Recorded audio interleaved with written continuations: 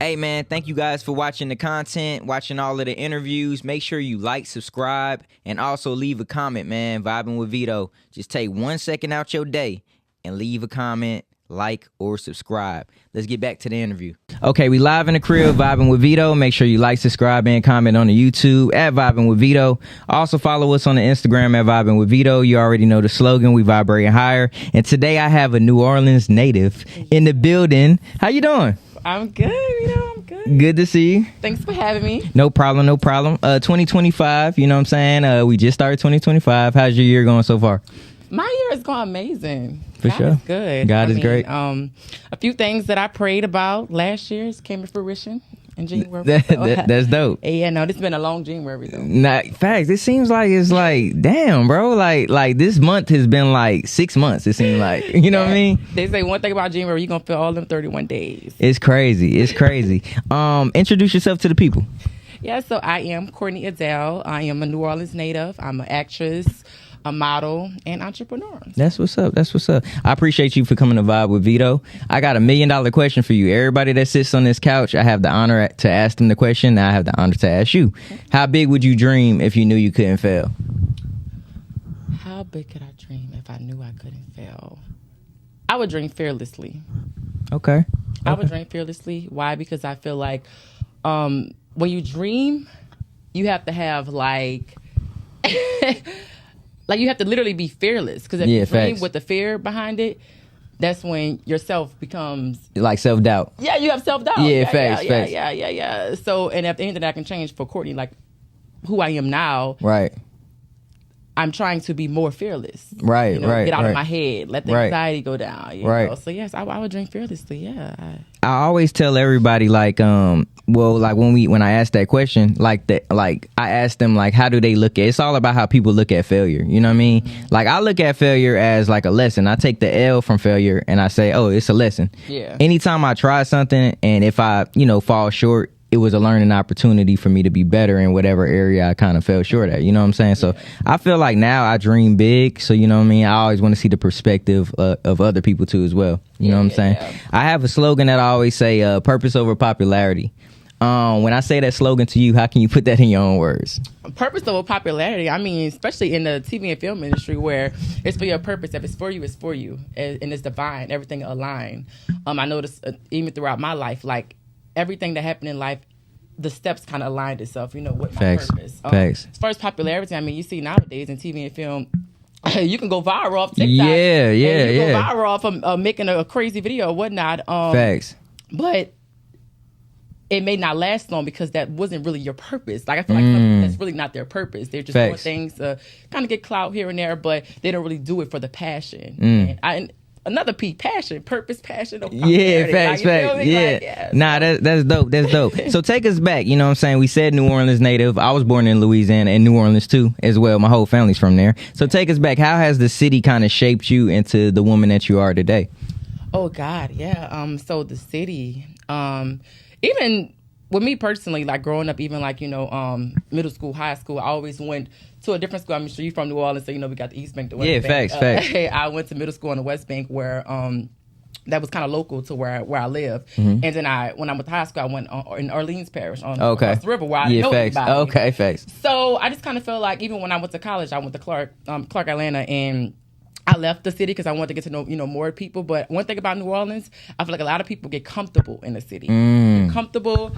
It took me to travel and to come to Atlanta to be introduced to more things. Yeah, facts. Like, I feel like, and another thing about New Orleans, a lot of people don't really kind of look out for each other. Really? You don't feel that way? I feel that way. I know from my family perspective, you know what I mean? But like, explain though to the people. Yeah, so more so I just kind of mean like let's say it's the music industry, right? Mm-hmm. I feel like more people in Atlanta, a lot of Atlanta artists, they kind of, I don't want to say obviously. Oh, you're saying that the support is not as strong as it is in other places. Yes. I do agree with that. I do agree with that. Yes. So when you talk about like, crabs coming out, falling out the bucket, literally everybody trying to, instead of we all winning and all supporting each other, everybody kind of against each other. Like, let me see if I can, be better than them. Facts. So, you know what I'm saying? And just honestly speaking from my own experience, I have a lot of support. And I know there's many people who maybe in my industry or different industries as well who just don't get a lot of support. So I'm thankful for that. But I do know a lot of people from New Orleans, Lord, they just fact. Yeah, I feel that. I feel like New Orleans is such a cultural place. And I feel like the microscope is still on there. Is people may not say that, but a lot of people get their sauce from Louisiana. I ain't gonna even lie. So I feel like if the support was there, that would be like a central hub for like music. You know what I mean? Because we can go back in the day. You know what I mean? From jazz and everything, it was all originated in New Orleans, Louisiana. So I feel like now, if the support was there, I feel like more artists will be come from the city. Yeah, I'm about to say, you see, even when they like... And actresses and actors. Right. So even when they like film in New Orleans, they never hire New Orleans actors. It's always somebody trying to, learn our accent, and then now we mad looking at it like, there's plenty of talent there. Why not just hire someone from there? Yeah, facts. I'm starting to see more so New Orleans designers. I'm starting to see more. Do you know M-Line? M-Line, yeah, bro. I want to link with bro. Like I love his like all his pieces. Fire. Are like fire. Yeah, I think he just did like something for the Sixth Ward. Like he had a parade or something like that. Yeah. He actually, I think he's king. Like king. Yeah, I seen that. I seen that. Was last year, so he. Toss the crown to him. Yeah. But he's dope. In World of Vision. Yeah. Well, yeah. I think I got like some socks and a hoodie from them. Like Nah, again, I'm still tapped in. You know what I'm saying? Like I like the music. It's just I moved when I was a child, so like I didn't get the experience to like grow up there. But every summer, every holiday I was there. So you know what I mean? So yeah. Yeah, I would say when I moved to Atlanta, I definitely had an issue with like going back home almost like every month. Do you go? Do you still go back? Yeah, I don't go back as much because everything's here. Became Atlantean. Yeah, facts. Kind of here for real, but I do go home. Like it's nothing like New Orleans food. I don't care what nobody say. We have the best food. Come on now. Okay. Come on now. Don't play with. Come on now. Don't play with no New Orleans food, baby. Come on now. Like yes. And our music. I mean, I'm starting to see bounce music go a little more viral. I mean, bounce is where it's at though. Like you know what I'm saying? Like even the trip out. Everybody man, I try to do a little. I don't know how to do it, but yeah, trip out is blown up. Like I just love I love to see that though. You know what I'm saying? Because again, like you were saying, like the support for them to make it out, that's amazing. You know what I'm saying? I'm telling you, I'd be like so proud to see them. Like I'll just be scrolling on TikTok and I'll see, how you see little viral yeah, facts. Tripping out. I'm like, you got little kids. Yeah. Wow, it's great to see. That's dope. Let's shift gears a little bit. Let's talk about your career. You know what I mean? Like you're an actress. How did you get into this? Like when did you know that this was your purpose, your life purpose? Yeah. So since I was a little girl, I would look at like the VHS tapes. We had some VHS tapes. They actually got lost. I don't know, one of them hurricanes it got lost in, but I remember looking at a tape of me with a fake microphone with a little princess dress on, just singing like all around, trying to put on the show for my family and everything. Right. So I guess as I got older, just naturally kind of like being like a center of attention, kind of drawing attention to me. And as I got older, I think I was in like 5th grade, and I think I was awarded like the only student in 5th grade to broadcast the news or something. That's dope. That's dope. Like the weather or something. I was like, okay, I like this. Facts. Then from there, went from me getting a little play. Then went on to middle school and was in a little, different plays there, here and there. And then high school, my mom invested into my career. That's a blessing. Yeah, she spent a lot of money on getting me into some acting classes. And my mom also was in entertainment. She did music a lot growing up. So she kind of like, kind of pushed that over to me. Maybe not music, but in TV and film.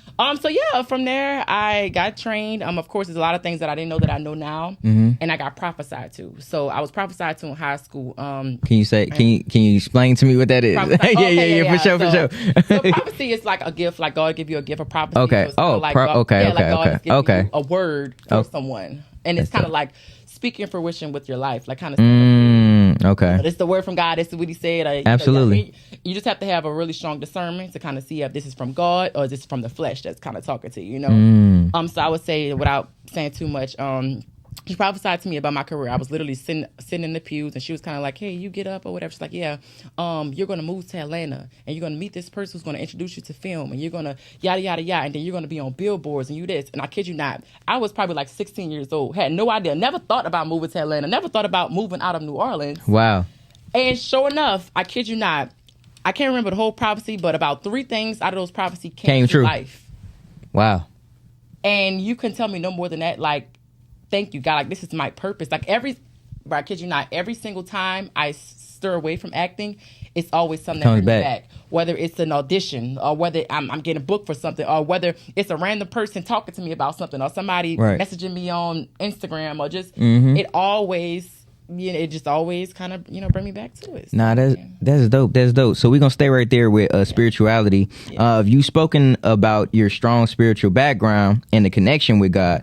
How has your faith influenced the choice that you have made in your career and personal life? Oh God, let's talk about career first. Yeah, facts. So it just be a lot of things that I have to pray about first and ask God, to kind of just give me discernment, especially when I get a role that I kind of feel like, okay, God, Courtney don't want to do this, but keeping in mind that this is not Courtney who's playing this role. Absolutely, this is whomever the character whose purpose I'm serving. Right. It was a film that I did last year. It's called Crossing the Line. I played like a dancer who kind of enticed this young college student, kind of help him or whatever. I'm older than him. Thanks. And he's crossing in a fraternity, and pretty much we fall in love or whatever. So make a long story short, I had to do some things in that role that Courtney just typically would do. I had to dance, on the pole. Or, obviously we spoke about some things beforehand that I was comfortable with and not comfortable with.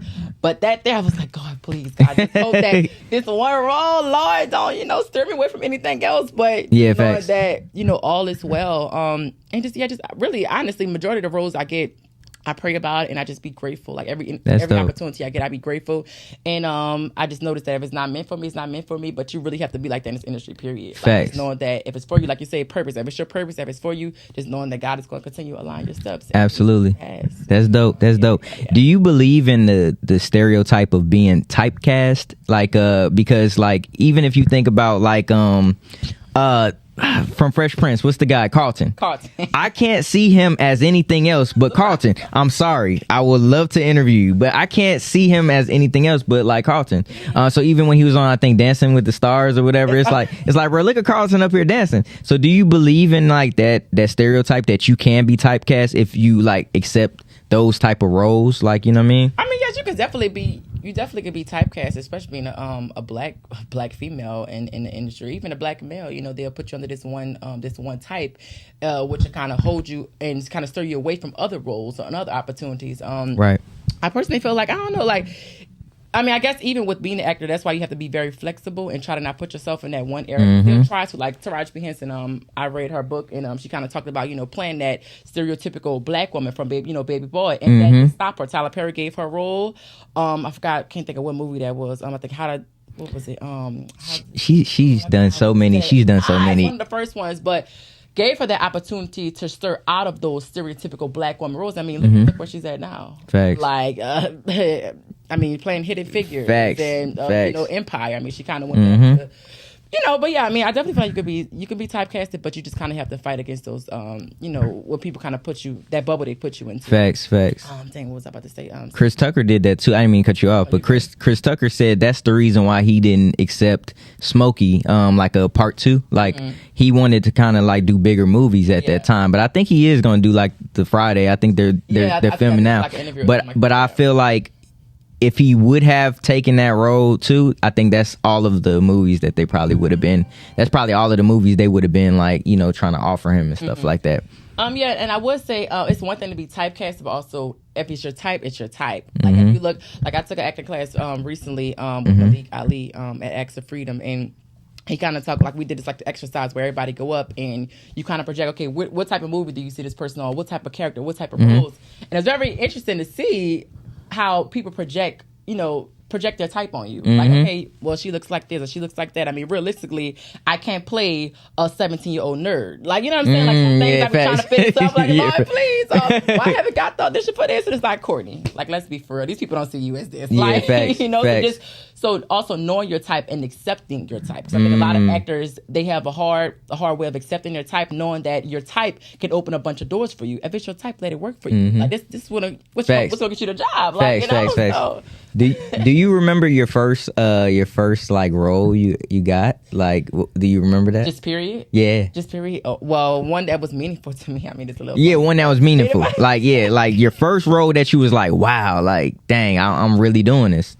Oh God, well, I guess it's two instances. One little small thing I did. I can't remember how old I was, but I remember I played Effie in Dreamgirls or whatever. Dope. And I just remember like a standing ovation I got, like, you know, when the curtains closed or whatever, and I'm just like, wow, like I just feel good. Like, yeah, facts. I'm doing the thing or whatever. But as far as a role that was impactful, last year when I did that lead, I was a lead in a feature film. I was, you know, flew out, and you know, everything, travel and lodging was paid for. So that was my first time kind of having the experience to lead. That's dope. Movie, being like number one on the call sheet, and really have it to. And around that time, I lost my brother as well. I'm sorry. Yeah. I lost my little brother on set. So even having to deal on set. I mean, I was on set. Like, I'm sorry. In the call right before set or whatever. So that was just weird too. Also, like, kind of going on set, having all those different things, and still having to be active and be alive, because at the end of the day, you're here for your job. You know, kind of what happens. Or whatever. So that was the most impactful. Yeah. Wow. Really leading. I feel like leading a cast is big. Wow. Yeah. No, that's dope. Yeah. So I'm sorry that happened with your brother. How do you like prioritize like your mental health, like, you know, all the while like still, you know, having to perform, you know what I mean, and like, you know, fulfill a role when it, you know. I mean, based off that experience, I had a really good team. So Krishna Murray with Big Mad Productions, she's the producer for that specific production company, and they definitely, if I needed time to go aside, they'll give me the time. Like, they all gave me loves and anything I need, you know, they were there for me. So I would say, I'm not sure if everybody have that experience, and I don't want to have another experience. No, for sure. But I really, the support was very impactful for me. And then also, me and my brother, we weren't that close. But therapy also helps a lot too. Even just when I'm dealing with things throughout life, it's like I have to be in therapy anytime where I feel like you know, I'm trundling down, or my anxiety is taking over or whatnot. You know, I get right back in my therapy. Absolutely. I guess now I'm more. I mean, I'm an advocate of it. I try to talk about therapy on every episode because that saved me. Like, you know what I mean? Like, I went through like a real bad divorce. Like, you know what I mean? Like, I was married young, and I went through a real bad divorce, and it kind of took a toll on like my mental. You know what I mean? So I had to get in therapy to get myself back together. You know what I'm saying? Because you never, like, people don't understand, like, losing a person, whether it's in the physical or like relation, it's still kind of like plays on your mind. You get a heartbreak, it's grief. Yeah, because I feel like your subconscious mind doesn't know how to differentiate, like, you know, like what you're grieving. You know what I mean? Like, it can be like a physical loss, or it can be like just like a loss in a friendship or whatever. But it's still like you grieve kind of like the same type of process. Do you agree? Yeah. Of course. Oh my God, yes. I was just telling my little brother's going through heartbreak right now, and I'm like, look, you gotta go through the stages, all right? Yeah, at first you're gonna be mad, you're gonna be angry, facts. Your mind gonna be all over the place or whatever, but it's literally like losing a person. You're with that person every single day. It's like that's your whole world. Like, that's why I think that's why I advocate for people to be their own person before they go into a relationship. Before they go into a relationship, and within a relationship, like, you have to be your own person. You cannot have your whole life and your whole world and identity wrapped up into your partner, because I mean, things happen. Anything can happen today or tomorrow. You can lose them, and you still have to be able to live for yourself. I also feel like we'll kind of get into that too when I tell you more so about today. Yeah, we can. But I mean, I'm just a huge advocate on that, really discovering yourself, because I too went through a really bad heartbreak, and it literally felt like grief. It literally felt like I lost someone, and I have no way to get in touch with this person. Like, you know, you just go through so many things, and that was partially part of me moving to Atlanta to kind of rediscover myself. And I would say I was single for maybe like maybe about 2 years. Facts. And it taught me so much as an individual. It just taught me so much. Like, I literally rediscovered myself, and it goes back to what you said. Like, had that never happened, I would have never became the person who I am now. You know, so really and not losing yourself, because you have to. I mean, I know it's hard. I lost myself for real. Like this person is a totally different person. Sure. Like, you know what I mean? It was crazy, man. But yeah, definitely. I agree with you. So I want to kind of shift gears too as well and talk about your singing talent. Let's talk about that. Yes. You've mentioned you can sing. Why haven't you like kind of like explored like that talent further, like in your career, or is that side of you kind of want to save for the future? Yeah, well, to be honest, just nerves. like I feel like I would have to be like literally trained. Like my voice needs to be trained a little bit more. But yes, I can blow. You know how you'll be singing and people like, oh, I can hear you. You know, like, yeah, facts, facts, whatever. But as far as like becoming a singer, I don't think that's something I would want to pursue. I don't really. I guess I'm not that passionate about music. I mean, I like music. I feel like if you're gonna do something, you have to really have a passion behind it. Facts. And my passion is not for music; it's more for TV and film. But something that I would love. Would you do like a role, like where you're singing? Like, yes. Okay, cool. Like, one of my dreams and goals that I aspire is to play a biopic. Like definitely, like that's dope. Like someone from Motown or that'll be hard. That'd be like what? Like that is like a dream role. Really go through someone's lifespan and really use their voice. As I would definitely Facts. Yeah, that's one of my dream roles. Do you write down like everything that you envision your life to be? Do you write it down? I mean, I would say I write like I would write a letter to myself in past tense. So I've That's done that dope. before. Yeah. So every time before like the new year, like let's say we're in 2025. So right before 2025, I wrote a letter in past tense. So when I open it, like I'll label it like this. You open this on December 31st of 2025. Facts. And I'll sit there and go through everything that came to pass because you want to speak. You want to speak life into yourself. Yeah, facts. It's my 3rd year doing it, so I've been doing it, and That's it's so dope. crazy to see how stuff will really come to pass, and Facts. you just believe, you dream, and you write it down and manifest it. Have you ever heard of the 3-6-9 rule? Tell me about it. Okay, so literally like the 3-6-9 rule, like because I was on YouTube, I'm like a big YouTube person, so I kind of like stumbled past it upon it, and the 3-6-9 rule literally is like when you wake up, like that's when like you're in like your purest form, so you'll write like how you'll want your day to go or whatever. You'll write it down 3 times. Then in the evening, you'll write it down 6 times. And then before you go to sleep, you'll write it down 9 times and recite it. And once you do that, I think to like create a habit, it takes 21 days. Yes. In 21 days, you'll start seeing your life kind of form into what you were writing down on paper. Okay, so the 3-6-9 rule. You wake up in the morning. You do the 3. You write it 3 times. In the evening, you'll write it down 6 times, and before you go to bed, you'll write it down 9 times, and you'll recite that 9 times before you go to bed, like what you wrote down. Have you done it? I started, man, but like I started doing it, but then it's like you kind of fall off, fall off, but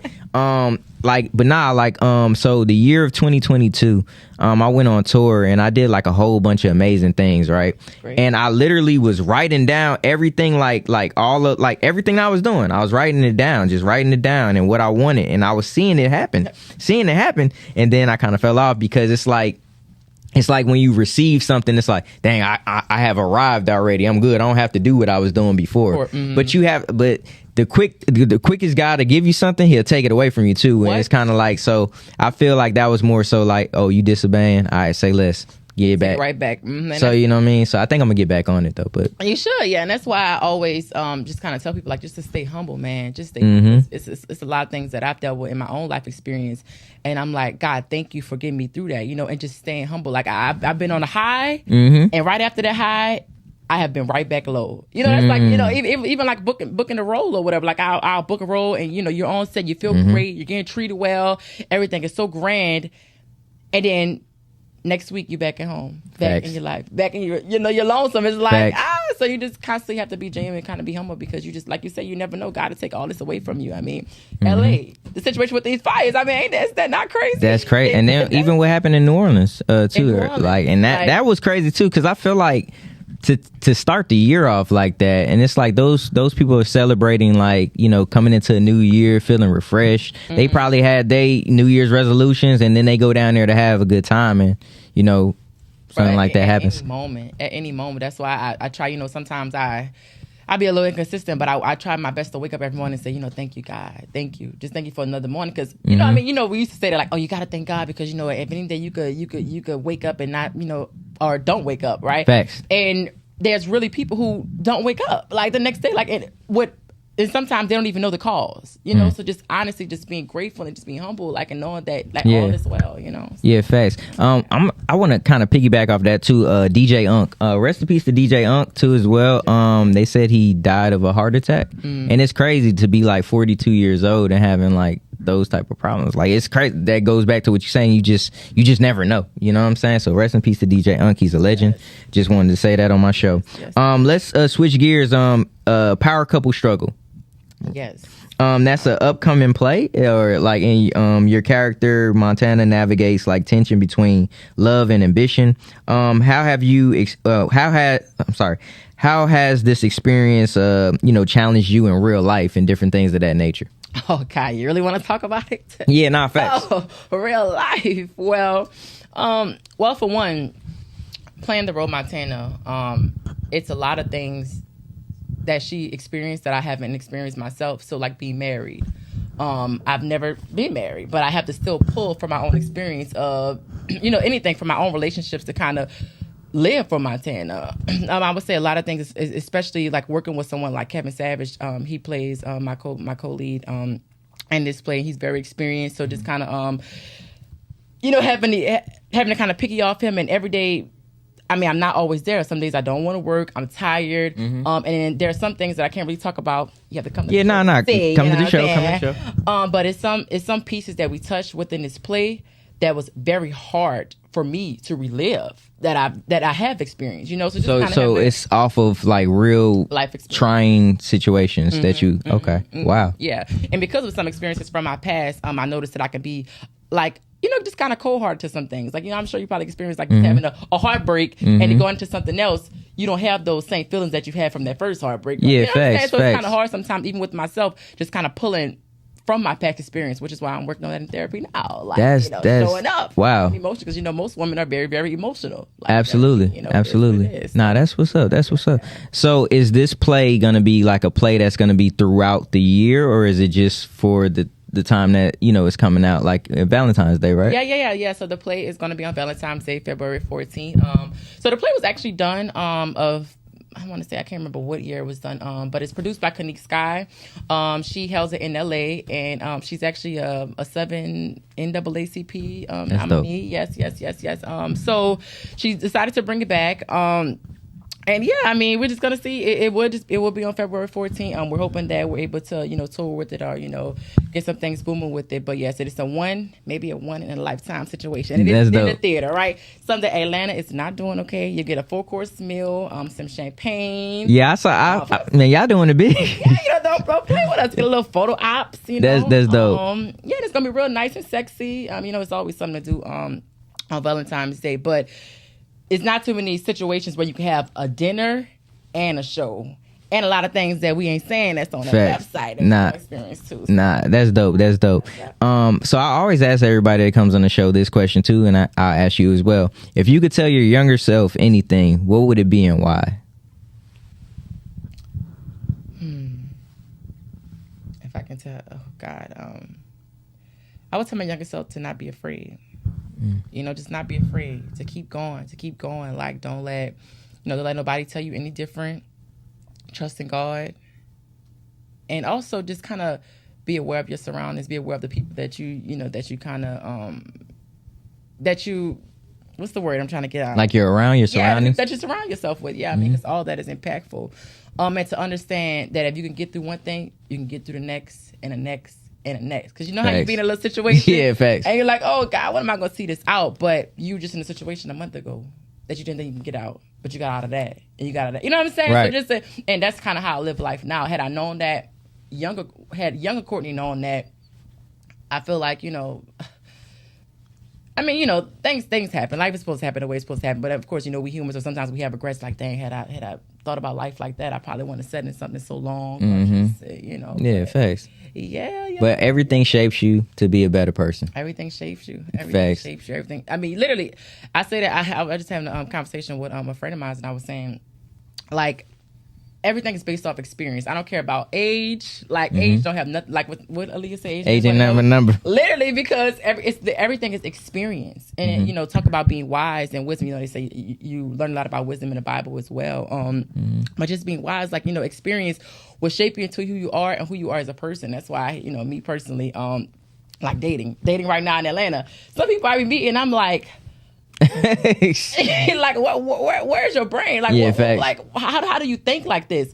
But it goes back to their experience, how they was raised, how was their upbringing, you know, how was their surroundings? Like, all that really shapes you to who you are, you know. So I try to be very non-judgmental with dealing with people too, because you just never know, you know, people. Yeah, facts, absolutely. How life goes. I mean, nah, that's cool too.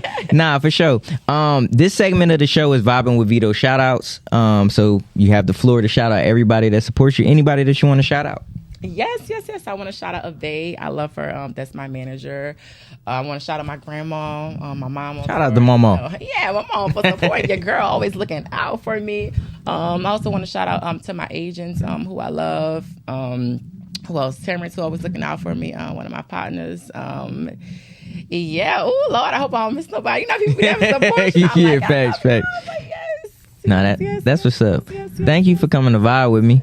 And hopefully you can come back too, because, like, you know what I mean, I love to invite my guests back to the show. Yeah. So I guess after the play, come back and let's talk about how the play went, the experience, and, you know, let's continue to build. Yeah, and I feel that, let me just say this before I go. I definitely feel like people should definitely come out to the play also to kind of see the dynamic between marriage couples, to have two strong-willed people. It's very hard to have two strong-willed people who can't see eye to eye, you know, to kind of see that dynamics and that time lapse of kind of seeing that we all deal with problems, you know, especially me being a independent Black woman who was raised with a single mother. I'm already strong-willed, and when I deal with men, sometimes it's kind of hard for me just to let a man lead. And knowing that you can have a man that lead, you can have a man that's successful, but I can also still pursue my own goals, and that shouldn't have to be a conflict if we just communicate. Facts. If we just communicate. And see each other's views and support each other's values, and we can all win. If that person is for you, you'll know. Only time can tell. Yeah, facts. So yeah, it's definitely a touch and play. I'm talking about people gonna be crying, laughing, probably walking out. And the men gonna be crying. I'm telling y'all, it's up. Yeah. Nah, that's dope, man. Thank you for coming to vibe with me, though. Yes, thank you so much. And tell the people where they can find you. Yes, so y'all can follow me on Instagram at a real Courtney Adele. Holla at your girl. That's what's up. It's been another episode vibing with Veto. You already know the slogan. We vibrating higher. Veto, Courtney Adele. We gone. Yes.